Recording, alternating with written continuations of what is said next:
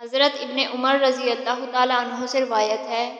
کہ رسول اللہ صلی اللہ علیہ وآلہ وسلم نے فرمایا کہ جب سورج کی شعاعیں ظاہر ہو جائیں تو نماز کو اس وقت تک روکے رکھو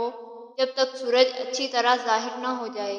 اور جب سورج کی کرن غائب ہو جائے تو نماز کو اس وقت تک روکے رکھو جب تک سورج مکمل طور پر غائب نہ ہو جائے۔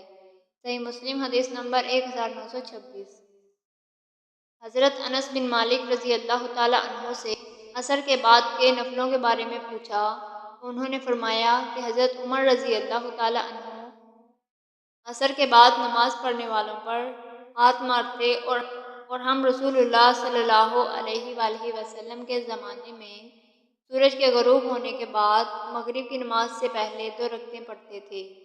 تو میں نے ان سے عرض کیا کہ کیا رسول اللہ صلی اللہ علیہ وآلہ وسلم بھی یہ 2 رکعتیں پڑھتے تھے؟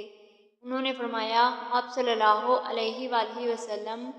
ہمیں ان 2 رکعتوں کو پڑھتے ہوئے دیکھتے، لیکن نہ ہمیں اس کا حکم فرماتے اور نہ ہمیں ان سے منع فرماتے۔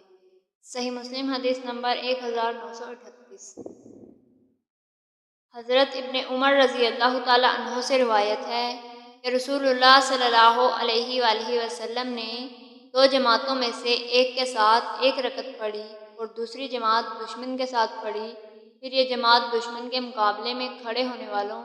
کی جگہ جا کر کھڑی ہو گئی، اور وہ جماعت آئی، پھر نبی کریم صلی اللہ علیہ وآلہ وسلم نے ان کو 1 رکعت پڑھائی، پھر آپ صلی اللہ علیہ وآلہ وسلم نے سلام پھیر دیا، پھر دونوں جماعتوں کے سب لوگوں نے 1 رکعت پڑھی۔ صحیح مسلم حدیث نمبر 1942۔